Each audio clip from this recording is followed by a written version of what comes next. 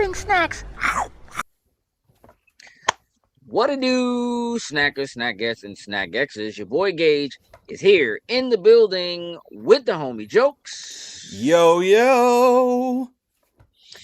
Boy, do we have an action-packed show for you today, because you are tuned in to Loading Snacks Weekly, where we get together once a week and we talk about things that are happening in pop culture. And today, Jokes. Today, sir. I feel like PlayStation might have pulled an okie doke, and we got to talk about it. Little DRM for your life.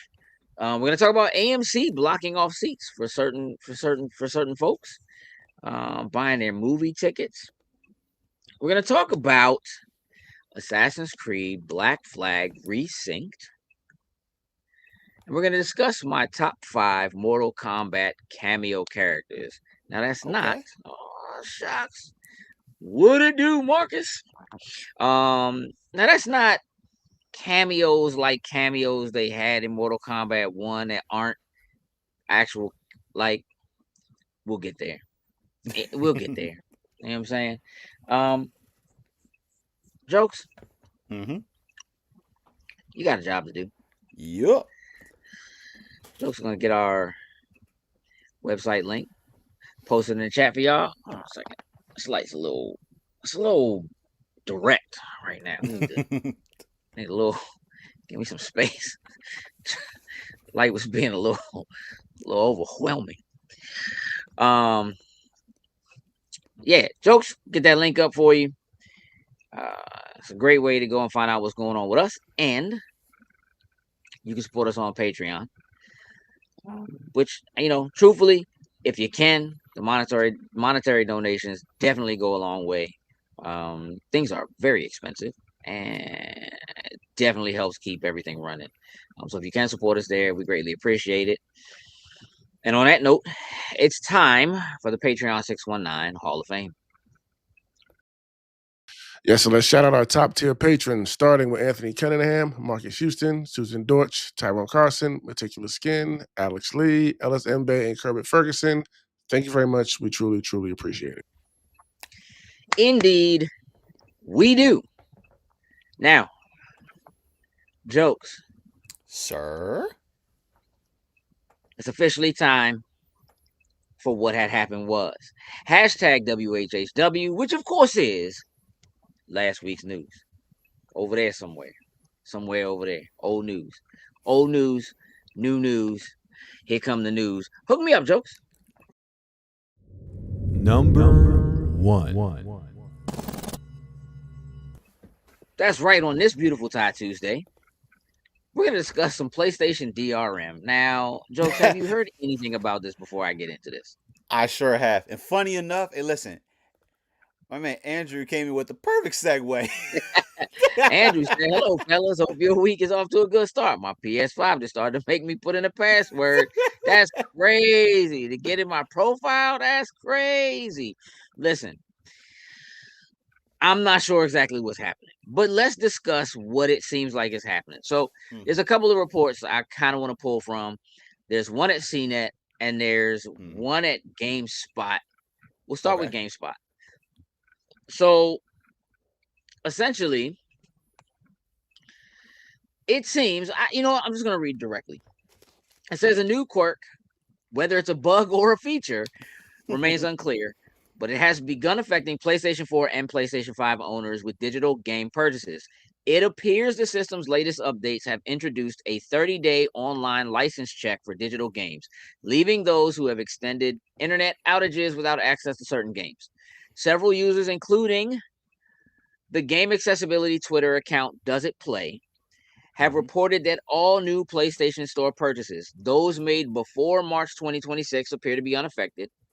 Feature a 30-day timer that shows when you need to connect to the internet again before losing access. This timer doesn't appear to be visible on the PS5, but according to Does It Play, it is still being tracked in the background.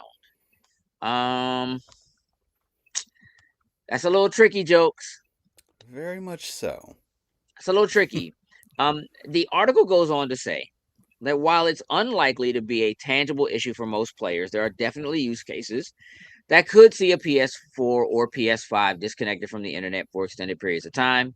It's unclear now. It's unclear as of now if this was rolled out as an intentional feature or was a bug included with the recent firmware updates.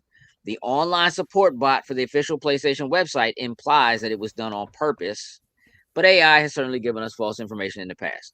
According to a statement, Does It Play gave to Kotaku, the license checks may have been introduced to combat refund scams that were designed to convert into unlimited licenses afterwards.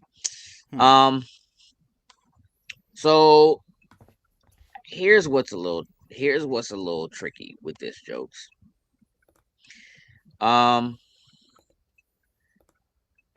is not new. Like, no, definitely not. We know it's not new. And there are plenty of online games that don't work if you're not connected to the internet. This is also not a new thing. However, having your system verify whether or not you own a game or not is relatively new, unless you're like not signed in. Like you're signed into the wrong, you have more than one account and you didn't purchase it on that account, that kind of thing that pops up sometimes. It's very interesting. There was another article on CNET that the only reason why I really want to bring this up is because there's a YouTuber that has a channel called Spawn Wave. Okay. And they did an actual check on their YouTube channel. So he tested the PS5, and it says that with his own testing on the PS5, bring up the information screen on PS5 games didn't show the valid period info the same way it did on PS4, but he uploaded a video yesterday, and what he did was he not necessarily modifies, but he'll open and clean systems out. He'll do tear downs of systems, that kind of stuff. He used to work somewhere where he would clean systems and stuff like that for people or whatever, take them apart and repair them and that kind of thing. He opened the PS5 and he took out the CMOS battery, the lithium battery, that's attached to the motherboard, which is how they keep track of the date and time. Yep, the internal clock. Right? Yep. So he removed that battery, and with the battery removed, he tried to play a game that he had purchased digitally like weeks prior, but received a message saying that the game wasn't playable.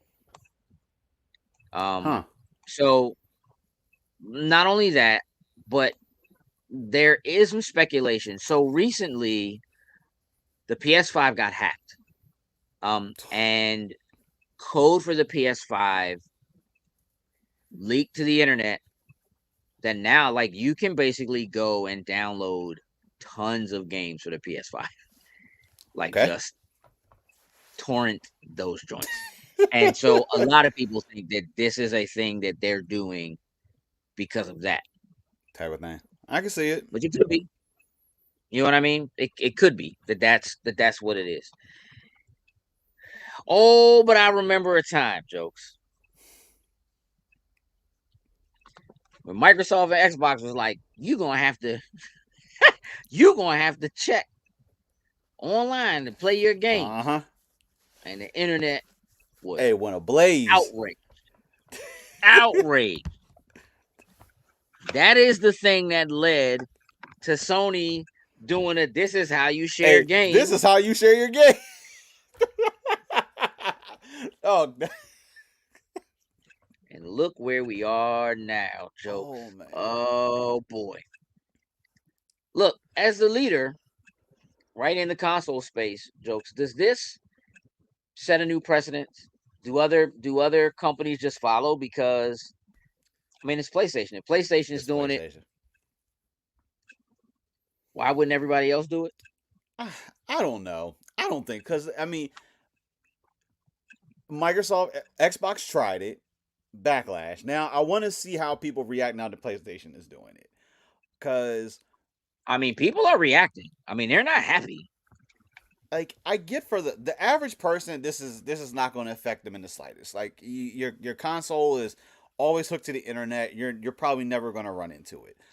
But crazy enough, still in this time and day, people for whatever reason, don't have access to the internet or have slow speeds. I mean, obviously, if you have a slow speed, that shouldn't affect you being able to make sure the Correct. console is connected and they can view it. But there are people that honestly don't use their console on the internet. And if they did make the decision to, take their box over to a friend's house, whatever, to download the games, have them on the console so they can either take them home, travel, whatever it may be where they don't have internet, that's going to create a little bit of an issue. Mhm. I I don't think the majority of people are going to have to worry about it at all. But I know this also brings up that same discussion, we talked about beforehand, fully committing to digital, but you really just having, the license to it. And, we've seen with, Right. we'll You don't have use ownership. Yeah. and like we've seen with movies, like recently, like, this just happened again. Someone had purchased, I forget what collection of movies it was. Like it was like a 5 collection set. Got removed from Amazon because they didn't have the license for it, and now they're out of the $40 that they paid for it because it's no longer there. Oh, it was a Barbie collection. Was It was it? a I Barbie don't collection. know. Yes. It was a Barbie. It was a Barbie collection. It was like $40, and they bought it, and like within a couple of days, hmm Amazon no longer had the licensing for it, and without any warning, without whatever, now the consumers just out that money, and so they're suing. And that's what brought on. We talked about this years ago because this is a Yep. lawsuit that's years old. It's just now kind of coming back around because of just how that kind of stuff works. Um, but it forced and prompted it.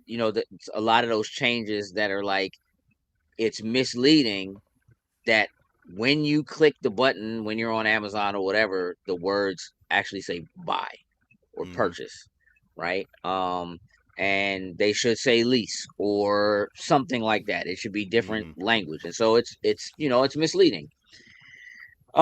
Yeah, I mean, look, anytime there's discussion about ownership and DRM and that kind of thing, um, these kinds of conversations will always happen. And until physical media makes a real comeback, hmm which, look, all things are possible, right? Like if vinyl is back in for whatever reason, right? And that, I don't mean that in a disparaging way for vinyl. Like Right. truthfully, vinyl is one of the best audio resources that there is. But if like vinyl has come back, Blu-rays, 4K discs could come back hmm if people just decide like, I want to have an actual collection, a physical space, a place to display the stuff that I care about and hmm I love. Um, I'll say this, and I mean it's a little off topic from what this is, because I look, truthfully, my opinion on it is PlayStation comes out unscathed because most people just don't like. They raised the price of the PlayStation 5 Pro to $1,000, and hmm they sold more units. Like they had a huge spike in sales, but not because it was 900, not because it went up to $1,000, but because or $900, but because people were rushing to get it before the price went up, hmm right? So people who were on the fence or were waiting or were thinking to themselves, I'll just wait till the price comes down a little bit and then I'll get it. Saw the price was going up instead and just went ahead and made hmm the choice, right? So, Yeah. personally, I think PlayStation comes out unscathed. I think that it will set a precedence in some manner for the rest of the industry. And whether that is a precedence that is based in what happens if the system gets hacked or, Right. all that kind of stuff, there's still something to be said for game preservation and all that kind of stuff. What I honestly believe about game preservation and so forth is that game preservation is a thing that, while we love to have it, preservation of anything is always been outside of our control, hmm right? Like antiquities in a museum are stuck in that museum, stolen from somewhere else, right? And so someone always controls that and that story and that preservation. And I don't really think that video games are any different. I think that the platform holders want to control all of that. Yeah. You know what I mean? Including the preservation and the ability. And the reason why they want to control it is because the IP, the nostalgia, the old stuff is still monetarily valuable. Mm-hmm. If we don't need you all to preserve it, we'll figure out what we're going to do with it. We just need to make sure that we have it so we can resell it to you later. So we can Mm-hmm. package it into some kind of a bundle that we're charging you for to be able to stream it or use it or whatever it is, and we can sell it to you again later. And then we want to sell it to you again later in some other version or some other Yeah. package or whatever it is, right? So, I think that that's the kind of thing that's going to happen no matter what. What Yeah. I'll say I think is beginning to happen to people. I think that the reason why you're seeing a resurgence in physical across the board, whether it is books, right? Because for a long time, like even books, like people weren't like Barnes and like bookstores basically went away, bro. Yeah. So like physical ownership of books, comics, music, DVDs, movies, whatever it is.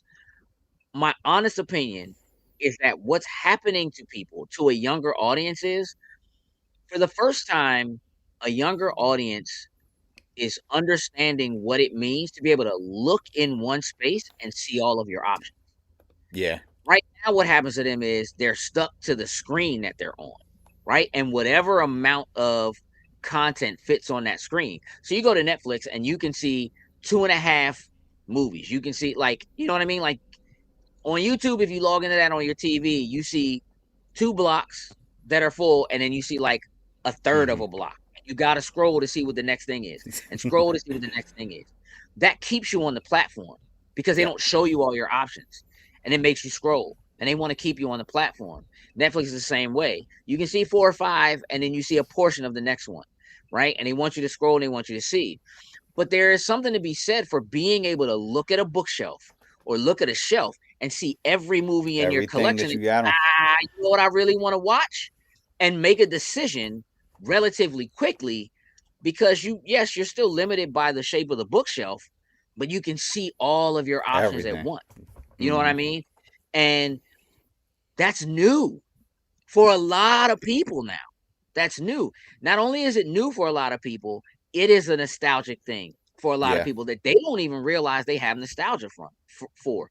So being able to see the options that you have in front of you and make a choice and it not being something you have to scroll to get to in Mm-hmm. some way is having an effect on the way that people want to consume things and the way that they want to establish the fact that they have a collection and have options. They want to see it all. And there's a bit that backfires in this landscape of instant gratification. If I Mm-hmm. want something, I order it, I can have it tomorrow. If I want Yeah. something, I order it on DoorDash, I can have it today. If I want, you Mm-hmm. know what I mean? Like I want to watch something, I find it, it's on the screen, I tap it, it just starts to play. Like I don't wait for anything. Having to scroll through until you find something versus knowing like I got everything set up alphabetically and I'm ready to go and I can just pick. Having a Mm-hmm. book of CDs or DVDs you can just open and go through alphabetically and pick, you know what I mean? Those things are gone and they're starting to make a comeback because it feels good to people.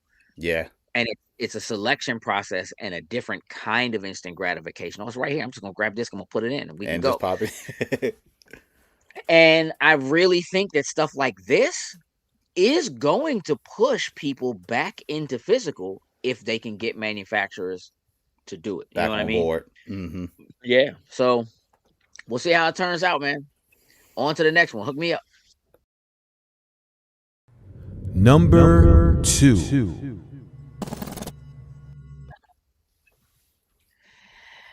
Jokes. Mm-hmm. You got an AMC membership, don't you? I do. What kind of membership do you have for AMC? So I have their A-List. Okay. And what the A-List does is it allows you to see up to 4 movies a week. Uh-huh. Essentially, in the sense of saying it's unlimited, but you're confined to only being able to see 4 movies a week, and it doesn't matter the format. So it can be IMAX, standard, Dolby, whatever it may be. I pay $25 a month, but I have Okay. access to be able to pretty much go to see whatever movie. Okay. What is the difference? Do you know what the difference is between A-List and Stubs? So Stubs is just like the entry level for like rewards. Stubs is what like you're basic to get in, and so as you make purchases, you'll be able to earn your reward points and get like a $5 certificate to use here and there. You don't earn the points, I believe, as fast with just the basic Stubs as you do with Your the Stubs. A-List side, but it's Yeah. essentially just the entry to get into the rewards piece of it. I think it's the easiest way to say it. Got it. So the reason why I asked is because AMC has announced that this summer they are going to start to block off certain seats, what they're calling the best seats in the theater for A-List and Stubs members. Now it says A-List and Stubs. Now I don't know if that they haven't said what seats qualify as the best seats to do. Therefore we don't know. Does that mean there's a section for A-List and a section for Stubs, and then everybody else is stuck to the outskirts? It says the wording does say first dibs on the best seats. Okay. So I don't know if that means up to a certain time period the day before, or whatever, they have access to the to the best seats, or whatever it is. But it's an interesting option, I think. Saying I said we love AMC. We do. They're struggling. And this is it's a move. Jokes. I can't honestly tell you whether I think this is good or bad. I can tell you that I know I usually buy my tickets early, and I know I usually get dibs on the seats that I like, which tend to be in the center, a little higher up towards the top. That's a little bit, you know what I mean? But if now when I go to buy tickets, if they tell me that these seats are not taken, but I can't buy them, I might just go somewhere else. Not even gonna hold you, because I'm not gonna join. I'm not gonna go up. I have Stubs, but I'm not gonna go up the A-List to get these seats. I'll go somewhere else. Like that's just like you're not gonna get $30 a month out of me. Yeah, they did raise the price. You're not gonna get $30 a month out of me so that I can pay you $100 to bring 5 people to the movies. Like that's not happening. Oof. I mean, I'm just saying. Like I was looking at tickets for Mortal Kombat today, and they're like, the only other part would be like if you had it, like if you buy right through your app, like the convenience fees and stuff that they charge gets waived. So if you take enough people, like the convenience fee can add up kind of quickly. But I mean that's a small thing in the drop of the bucket. But I almost always take at least 4 other people. That's what I mean. So like, if I go, there's an early showing of Mortal Kombat at like 3 in IMAX that has the like 15% discount or 30% discount. And those are still $20 a pop, even with the discount, but it's early. The standard 5 o'clock showing, I think the adult price was like 18 and change. Yeah, it does. You know what I'm saying? The brand was supporting Gage. You need some milk. Ellis, you need some milk. Get that man some milk. So yeah, it's I mean, look, it's one of them things that definitely it could work for them. You might see people pay for A-List so that they can get access to the better seats. The fewer people that like, I don't know if this is a thing where you're doubling down and making an attempt as a business to say, look, we can't focus on trying to bring in other people who don't come to the movies all the time or haven't been coming to the movies for the last couple of years or whatever. We need to double down and do something to take care of the people who do come every week, the people who already are, Stubs members or whatever. But that's a double-edged sword, because if more people join, then the people who are already in are going to feel like, well, I mean, now it's a bunch of other, and now I'm still fighting for the seats. You know what I mean? Or whatever. For real, bro, I say throw the whole seating chart out. Just throw it out, man, and go back to the old school days where you just got to come and line up Come early and and throw fight bows to and sit where fight you it out. want.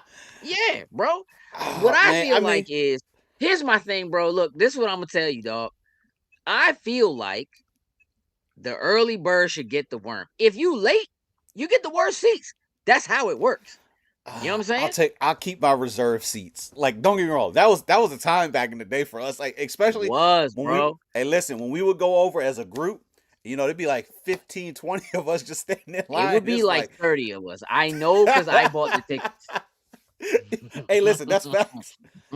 But like that was a good time. But being able to just listen, I want to be able to have my seat guaranteed, because I know getting there, you got to get in line to get your popcorn and stuff. I mean, at least with A-List as well too. You get the priority. Bro, line we so you did can go all to. that back then too, dog. You're saying things that aren't actual excuses. Yeah, like Hey, that's listen, not but even once we really got an in and got a excuse. seats, it was fine because we all save each other's seats. See what I'm saying? And that's what it should be. You bring an extra jacket. You know what I'm saying? You save a seat. You block off a joint next to you. Don't let nobody sit there, even if they got a ticket. You be like, nah, To somebody go in sitting there here, dog. for. I don't know what to tell you. Lost AMC Andrew on said, Dover. unfortunately, 2 years ago we lost the AMC seat in our mall in Dover. There are rumors that a local theater owner who owns one in Milford might be buying the theater. Listen, I certainly hope so. Yeah. The reality Is of it that is, I mean, we is kind that of the one talked about this across a little bit last from DSU, Andrew? Is that the one you're right talking about? by the school. Um, man, listen, we talked last week about what was going on in movie theaters, and then might, maybe losing some of the things that are happening. And I saw I was going to say it in the honorable mentions, but there's an app called Theater Ears, which has been around since like 2010, somewhere around there, something like that. It's an app that, but the app itself was designed. Hold on, dog. Wait a minute. What? Ellis said we used to start fires with rock back in the day. We don't need to go back. You might. If your power goes out, dog. If the power goes down, you gonna be able to start a fire. You gonna be able to keep warm. You might Give us a need to flip. know. You know what I'm saying? Yeah. That is the right one. Yep. Good times over there when I was at DSU to go to that theater. Yeah, man. Theater Ears is an app that was designed to play like you wear your headphones while you're watching the movie. It syncs with the movie and it plays in other languages. Oh, okay. Like so you could watch a movie and listen to it in a different language.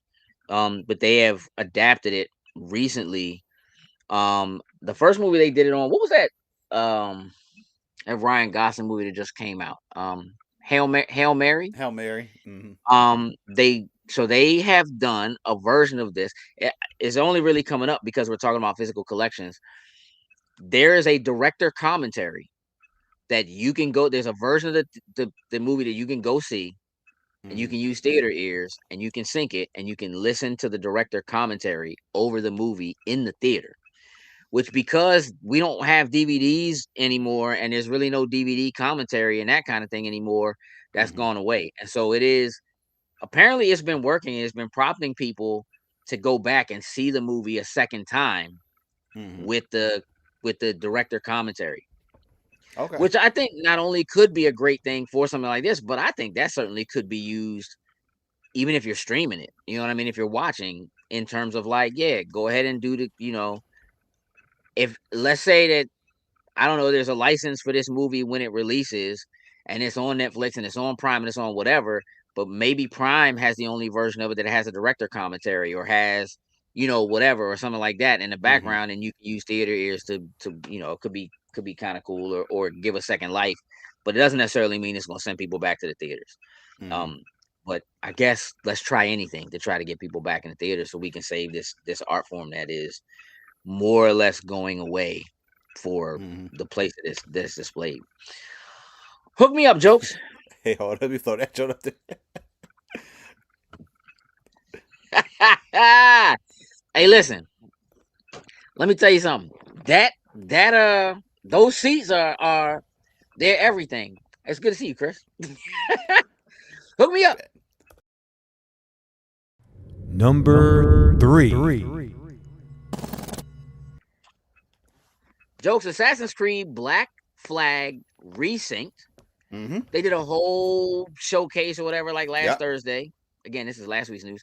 Last Thursday, just kind of giving us some information. Like this was probably the worst kept secret in gaming. Facts. It's been a rumor forever. We've known that it was coming. It was just a matter of what it was going to contain, right? So Mm-hmm. it is a ground up remake in the new Anvil, the new version of the Anvil engine. So the updated Anvil engine, right? It looks pretty spectacular compared to what it looked like when the game originally released. They've updated the combat systems so that it's much more like the newer games, climbing systems as well. There's no multiplayer. There's no DLC. People are steaming about the Freedom Cry DLC not being a part of this. But you know, look, it looks good. It's $60. I'm in. You in? I'm in.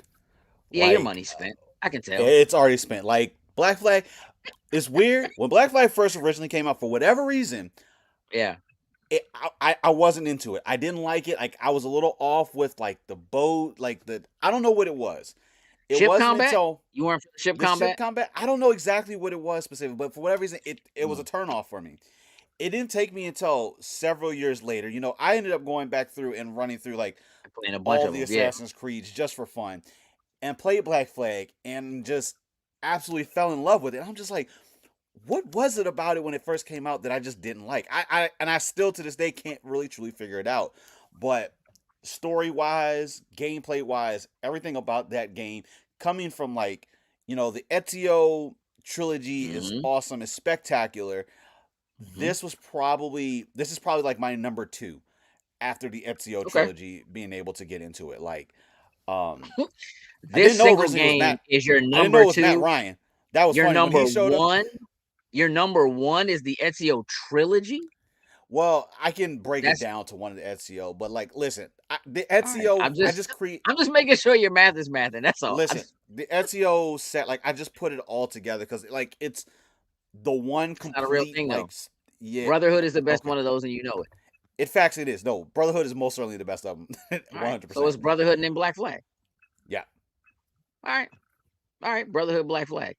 Like, I don't know. Look, I was concerned about like the ship combat and some of the same things that I felt about Assassin's Creed 3 when it came out, because that was really the first game where you didn't really have tall buildings like to climb. Like, and so it's like Assassin's Creed is about climbing the tall structures climbing and doing all. And I'm like, there's none of that. What they did better than they did in 3 and really well in Black Flag was truthfully an introduction of parkour. Right? Because like the earlier Assassin's Creed games, like you were jumping and moving across buildings, but mostly it was about the climbing and like the height. This really introduced a level of like moving from place to place while above at not breakneck speeds, but really being able to like move throughout without it feeling like you were missing out on something because you couldn't get to the higher heights. And they did it's a really good job of that. And the way the engine worked, again, the early games were much more like you can climb buildings, and that's pretty much what it is. The transition into 3, where they started adding like trees and being in the woods and that kind of stuff, added a different level to it, and them figuring out how to make it feel like flow organically with the the rigid structures of the buildings. They killed that, and like Black Flag made that all feel natural. Like it just they took it to, so I'm really interested in seeing like how it pans out. Black Flag is one of my favorite Assassin's Creed games. I don't know if it is my favorite. That DLC is one of my favorite DLCs. DLC was solid. And like historically, that DLC was the first DLC that was ever released that I can recall that was a standalone. Like you didn't have to own the main game. The actual main game to do it. That's 100% facts. Yeah.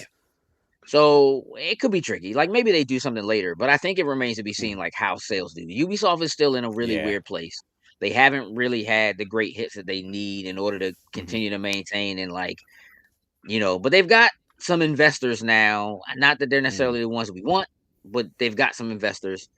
And so, maybe this is a thing that will put some money on the table for them that will allow them to do some of the other things they need so we can maybe finally get this Splinter Cell remake. You know, they've been talking about or something, you know, like that. So Maybe we'll see, that's the man. Like best kept I'll be secret. honest, my money is spent. I'll spend the Oh, 60. Truthfully, I don't I'm really have to. Like I got the Ubisoft Plus stuff, but I'm gonna say 200 because I kind of want that statue. no, see, that's crazy. Now that you want the statue of the character from the game you don't really like, that's crazy. You're Wait, gonna that I spend don't. Wait, $200. whoa, no.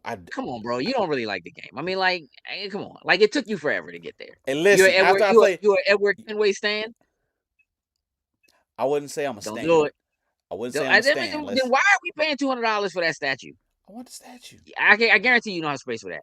If you're gonna spend $200, spend it on a Gundam. As a matter of fact, if you're gonna spend $200, why aren't you spending it on that Pokemon Lego set? Because that shows 3 times as much as that.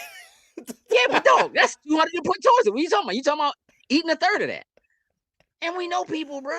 So you ain't gotta pay that much. I don't know what you're talking about.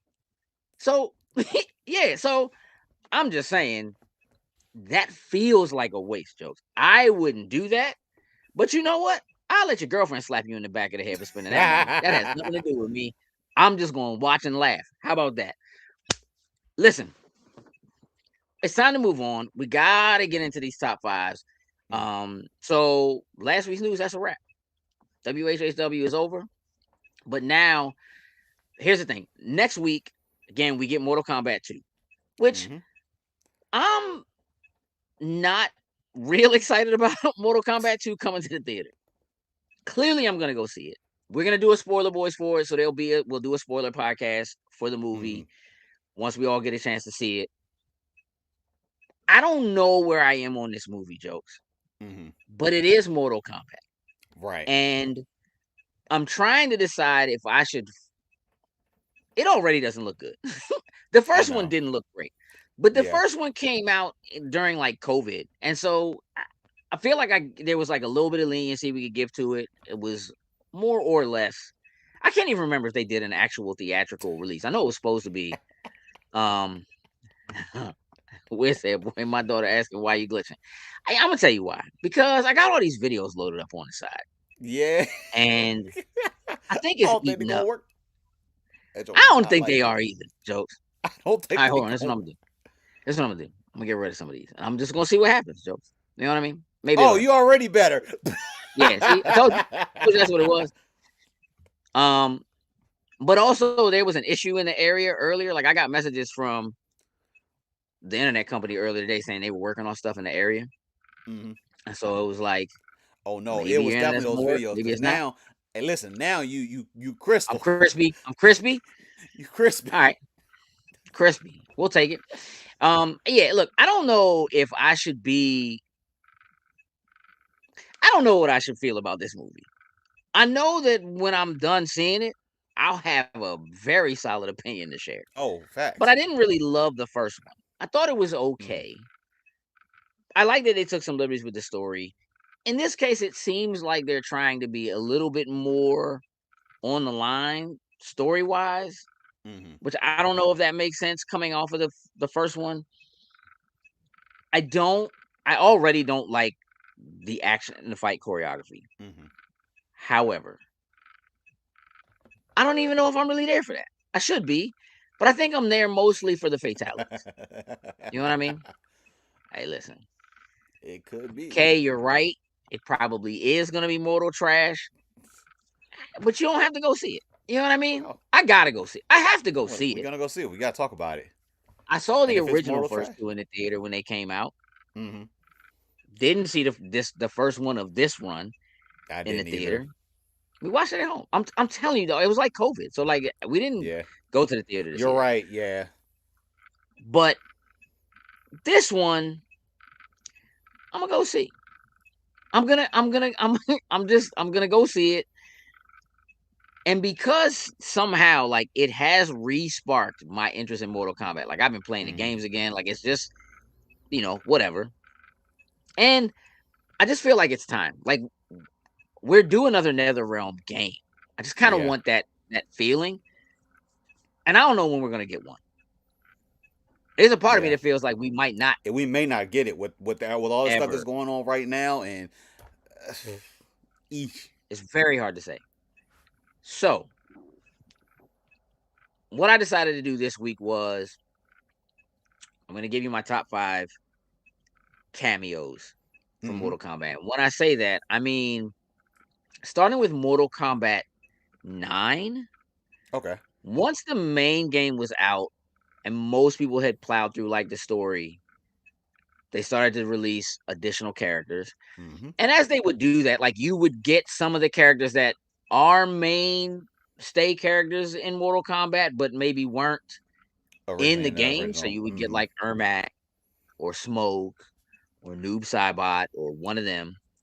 But they started to introduce characters that didn't have anything to do with Mortal Kombat. Mm-hmm. Characters like the Joker, which again, it's WB, Yep. which is DC. And they did do the Mortal Kombat versus DC game. So, like, Joker's kind of a Makes natural fit. But he didn't make my top 5.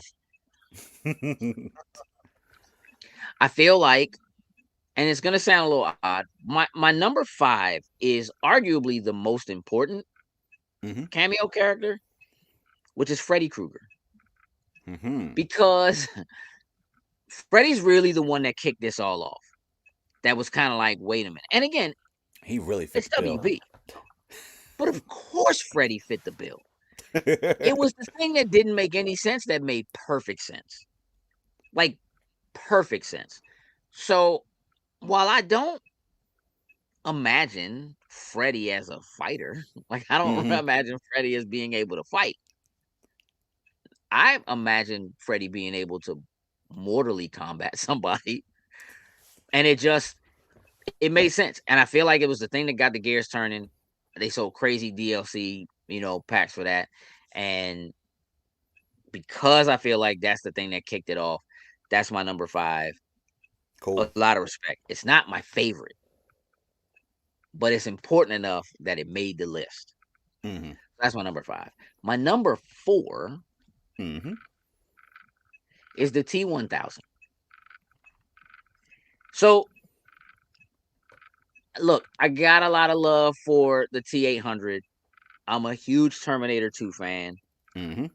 I love that movie. Like, I know that movie word for word. But what really made that movie for me was the T-1000, bro. Like, Got that it. liquid metal turning into whatever. Slim was scary. I mean, technically, the original Terminator was kind of scary. Mm-hmm. But the T-1000 was like just as nigh unstoppable. And having the T-1000 show, because they had the T-800 show up, Mm-hmm. having the T-1000 show up was like, this is also perfect for Mortal Kombat. And then having Robert Patrick's likeness as a T-1000 in the game with his voice, and like losing Robert Patrick as an actor again was kind of like a big deal. And so that's my number 4, the T-1000. Now, Cool. what's up? So now this was a little tough. My number 3 could have gone in multiple directions, but it ended up being one of the most recent cameos, which was Ghostface. And I'm gonna tell you why. They did such an incredible job of making Ghostface abilities and moveset mimic having multiple Ghostface Mhm. attack you, because there's always more than one Always. Ghostface. There's always For real. two. You know what I'm saying? Minus one. Ghostface is like the Sith of horror movies. There's always two, at least, right? Like there's always 2. And it just it fits so well. Like, it's so spooky. The face doesn't move. You know what I mean? And then Mhm. you have those finishers where you're being attacked by more than one. Yeah. It just really worked, and it just felt really smart. And again, the moveset isn't a moveset that looks like it implies that Ghostface is. It doesn't make it really feel like Ghostface is supernatural. It doesn't really. It Mhm. just makes it feel like it's scary and he'll Yeah. stab you. Like that's just and for some reason, like it just really worked the way they did it.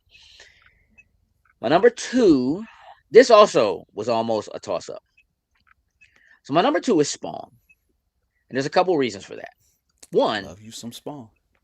Spawn is my favorite superhero that isn't Mhm. Spider-Man, hands down, point blank. It's Spawn. 2, Keith David reprises Al Simmons' voice as Spawn, and as far as I'm concerned, Keith David is Al Simmons' Spawn. It just they reuse lines from the original animated HBO show.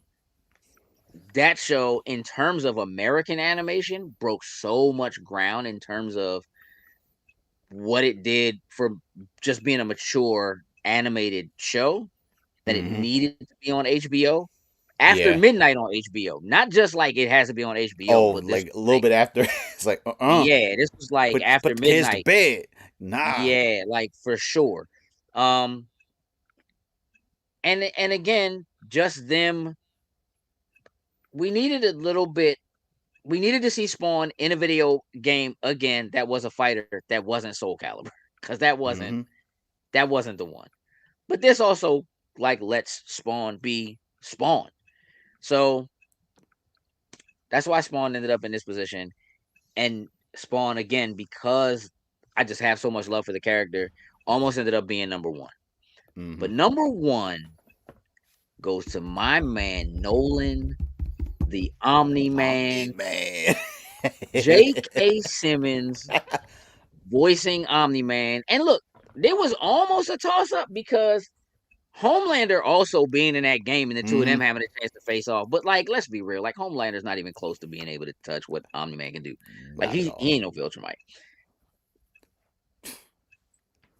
Omni-Man might be the most perfect Mortal Kombat character that isn't a Mortal Kombat character, just solely based on the visceral, disgusting things The way that Invincible he is. does when he, yeah, bro, and like literally making his finishing moves be like what he did to his own child, like in the In the show, like show. pulling it directly from the show, going down into the subway, and then like holding the other character's face against an oncoming train, and just blood and whatever flying.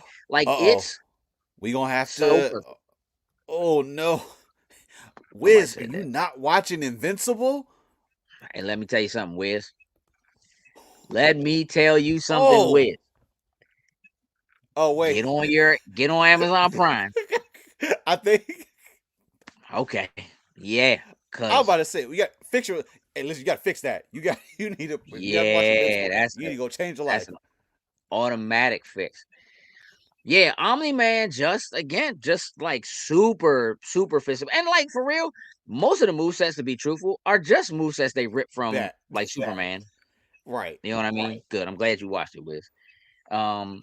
And same thing with Homelander. Like they basically just stole moves from Superman from the Injustice games or whatever and put them in there. Yeah. But like again, Superman doesn't ever get a chance to really be Cut loose. visceral. Like, So yeah, it's he like doesn't this really is get the way to be able to like listen, take all of the Superman stuff, pop it on him, and we can take it a little bit further now and do it.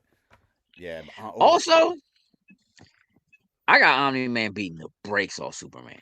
I So again, 100% do. Omni-Man can be in all of those kind of discussions, cause and he not even the strongest one, he ain't even the bro. strongest one. If they'd have put Thrag in this joint, it'd I have been know. like, hey Slim, I can't with that dude Thrag, bro. Like I just that it's That's anyway. another level. You want to establish Omni-Man somebody as being the strongest? Thrag was the perfect candidate, the way to do it. I don't think no one is going to be able to touch like Thrag. Yeah. But he's not in Mortal Kombat, and therefore Omni-Man. Ooh, there's just season. Oh, Wiz. Wiz, You got work no. to do. You got work to do, bro. We on season 4, and hey, bro, every minute of that joint, including the Eve movie, Eve special, yeah. totally worth watching, bro. You gotta watch those joints. Yeah, put the kids to bed. Put on Invincible. Oh yeah. It's it's the Oh, the truth. first. And listen, first episode watching that. Hey, listen, I don't want to go off a tangent because we gonna go off the rails. First episode, like I hadn't read the comic, like I knew it existed. So going into that first episode, things were like a typical normal animated thing with a little cursing in it. I was like, all right, cool. We making it a little bit adult. But when Omni-Man got his hands on one of the his team members and just crushed his skull in, I was like, oh, this we different. doing this. This is different. Yeah, that whole like Kingpin crushing a man's skull in like live action, still didn't come close to that. Not at all. Yeah, not even a little My bit. man K. Yeah, Jason Voorhees. Yeah, I mean, listen, I know that Voorhees is your favorite horror person, and I'll keep it a buck. In MKX, Voorhees was a threat. Yeah. Like Slim's moveset, and you got to remember in MKX, like you had the 3 different versions, like each character had the 3 different. That was my favorite. There was a couple versions of Jason Voorhees that were, and again, like just even on, like for real, almost all of the cameo characters, RoboCop, Xenomorph, like almost all of them. Probably the only one I don't really like is Conan. He's probably really the only one that was just kind of like. I think the movie and stuff was coming out, so it made sense. I think when they did it, but it was just like it just didn't. What movie fit was quite. coming out? I think was the Conan like the I don't remember. It was something about Conan that came. I don't remember what it was. Bro, even if they were, it's not like they put that. Like it was Arnold Schwarzenegger. No, that was like, Schwarzenegger. Yeah, Schwarzenegger and T-1000, bro. Like, I mean the T-800. Like Schwarzenegger and Schwarzenegger. Like, what do you? No, dog. And I like, I love me some RoboCop, but I can't really. Kidlit, what up? Love and miss you too. Hopefully we'll see you soon. Yeah, I just they've done such a strong job of bringing in the right characters for those. They're like, I'm always excited to see, what they're bringing. Andrew said, love the dialogue of T-1000 and Peacemaker and MK. Why are you staring at me? F man, you look just like my dad. Facts. Like it's smart stuff like that. And again, like I don't love Peacemaker. Peacemaker was a thing that was happening. Again, it's DC, it's WB. The show is coming out. Yeah, put John Cena in Mortal Kombat. If John Cena shows up in this Mortal Kombat movie, even as somebody else, that joint's gonna be everything. It's gonna be everything. There's a part of me, if he wasn't so brawlic, he'd be the perfect Johnny Cage. I would have much rather had him be Johnny Cage, bro. Like I was taking the Miz. I thought the Miz was a good candidate for Johnny Cage. But can the Miz act? Can the Miz act? I don't know what his acting chops are like, but no. On screen, at least his WWE persona. His wrestling chops ain't even all that dope. Like Ric Flair got way better wrestling chops than him. Wow, bro. What you talking about? What you mean? Zayna said, and you want me to watch this when you just said Kingpin didn't come close? I'm good. Listen, I know that you don't like the visceral and the blood and guts, and I'm just going to tell you, Invincible is so well written. It is so incredibly well written that the difference between what you get even in Daredevil, like, Daredevil was good. Like when you look at the first couple seasons, first 3 seasons of Daredevil, even like Daredevil now, like the impact of it being that it's on Netflix and so it's not Disney, and so we can be more violent and kind of be more realistic with it. And for some people, it went too far because they had the ability to do it. They sometimes did go a little too far, and in some cases, it feels like they're doing it for the sake of doing it and not for the sake of the story. And Invincible is so well written, and there's so much going on in the background that, like, even though the violence is in your face, it's still so secondary because it's just the way the world works. It's just the way the world is. It's not. It doesn't feel like they are throwing it at you for the sake of being like, you should watch this show because of how violent it is. That's not what it is. I'm not telling anybody. I like some violence in my shows. Like, I've never recommended that somebody watch Invincible because of how violent it is. Right. That literally has nothing to do with it. I have had to put disclaimers on it, saying to people, like, you absolutely need to watch this, but it is very Just violent. know.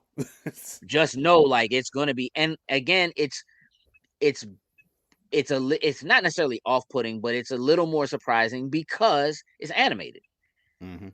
Animation lets them do things that you otherwise couldn't do, or whatever. But so it's a little more surprising. So it's easy to be kind of taken aback. But when I tell you that actually being able to see how powerful these beings are and understanding the true collateral damage, kind of like The Boys, like the show, like The Boys, you know what I mean? It's in that realm. Again, all of that is secondary, and then plays an important piece of background noise because it's so violent.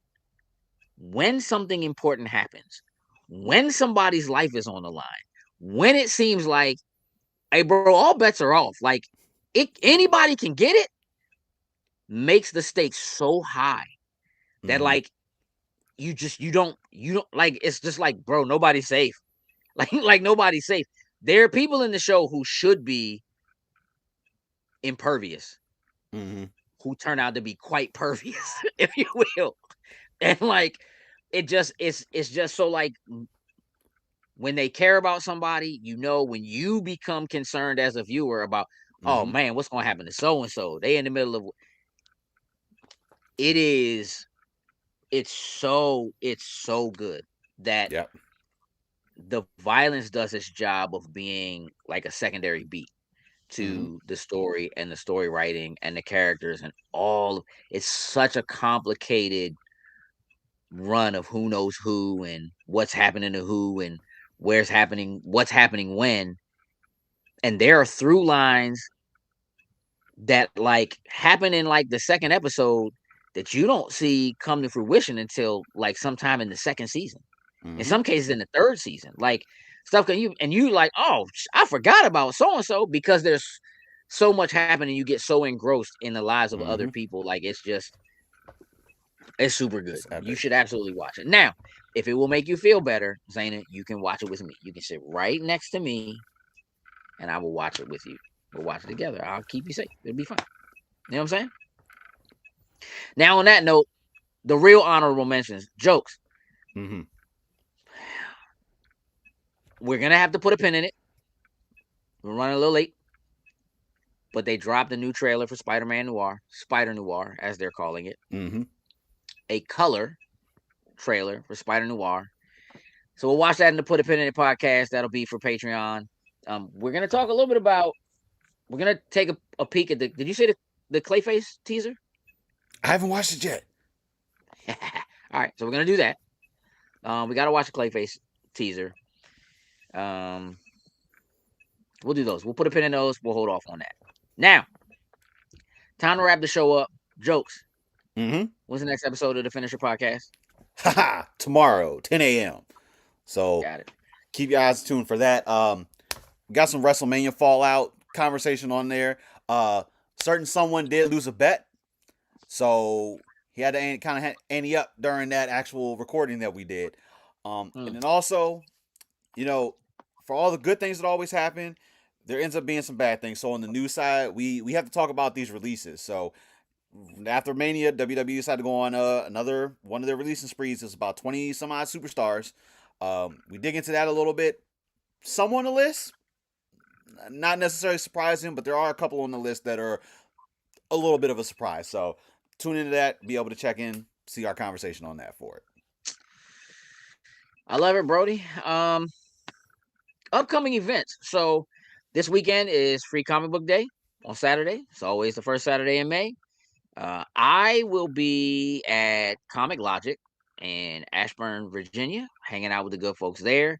They have a special guest that's done I lost the name just that quick.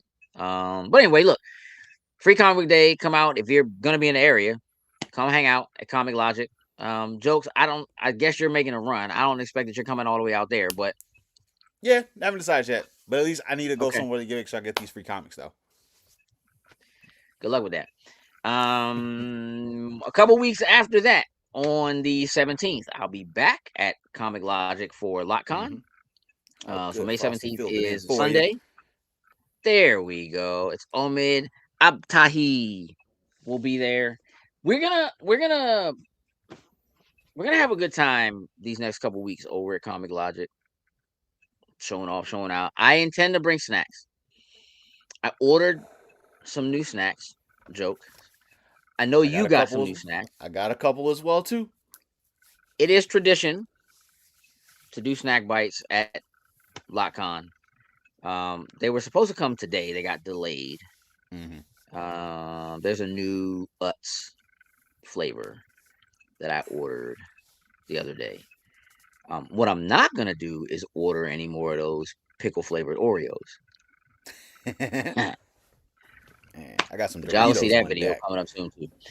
And then at the end of the month, so the last weekend in May, we have Fan Expo Philly, which is that Friday, Saturday, and Sunday.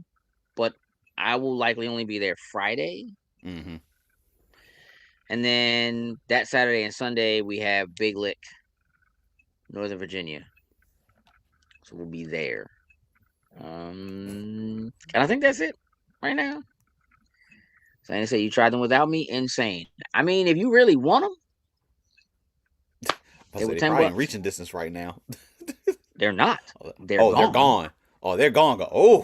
They're gone. Yeah, Doctor Who. Them things, they're gone. And you know, I'm gonna tell you what. Some people really like them. I was kind of indifferent. I'll just be honest. Like to me, it tasted more like cucumber than dill pickle, because they are specifically dill pickle.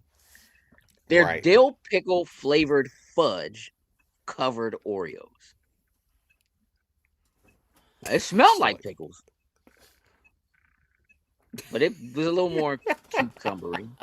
Shane said, "I'm so offended." You know what? Then you travel with me to a convention, and you can have some. How about that? Now, that pretty much wraps up what we have going on for May. Again, we'll have a Spoiler Boys for Mortal Kombat coming up. Next week, our top 5 will be Star Wars related, because clearly it'll be the day after Star Wars Day, but it'll be Revenge of the 5th, so we'll be good. And then we get to do Revenge of the 6th the next day, so like we're fine. Revenge of the 6th, Cinco de Mayo, like it all falls on the same day. Oh boy, you better chill out. And Taco Tuesday on the same day. Better chill out. About to be snacking on them tacos. Hey, listen, if I don't see some like Darth Maul online eating some tacos, I feel like there's a miss here somewhere. I think Darth Maul drinks tequila more than these tacos. But somebody gonna take a picture being that, cosplaying as Vader trying to eat a taco. Clearly, you ain't getting no food through the helmet. That's gonna be funny. I don't know. But I'll let you create it. You know what I mean? I'll let you do it. Yeah, so we'll have, again, Spoiler Boys for Mortal Kombat, and then we'll have a follow-up a couple weeks later with the Spoiler Boys for Mando and Grogu. I was a little concerned about that movie. Now I'm pretty excited. I'm pretty excited. I don't know why. I don't know exactly what happened. Jokes eats the taco. You know what? I'm gonna let y'all have that discussion. I'm not jumping on that. I'm gonna leave that alone. Hey, I'm gonna leave that alone. Hey, listen, Vader has the taco, and then just because he can't eat it, he just goes, no. I don't like it. I don't like it. I don't like it at all, Jokes. But here's the thing: if it makes you laugh, then you do it. You make the meme. Maybe I feel like you should just make it happen. You ready to go? I think we can wrap things up. I don't want to go, but I think we got to wrap it up though. Well, we got to put a pin in it. We got more stuff to record. So we got work to do. Work's not over when the show ends. That's just how it is. Listen, I want to take the time to thank everybody for hanging out with us this evening, for all the commenters, for all the hangers, for all the watchers, for all the listeners. Special shout out to all the lurkers in the background, just letting it play. You know what I mean? In your ear. Greatly appreciate that. Thank you to everybody for tuning in. Again, a secondary shout out to all the Patreon members. Again, you're helping us keep things going. We've been spending some money, so y'all have been real helpful. For myself and for Jokes, it's time for us to go, which means Jokes, you gotta tell the people what I need them to know. Remember, y'all, just because you have a well thought out plan doesn't make it a good idea. With that, we're out. Toodles and loos.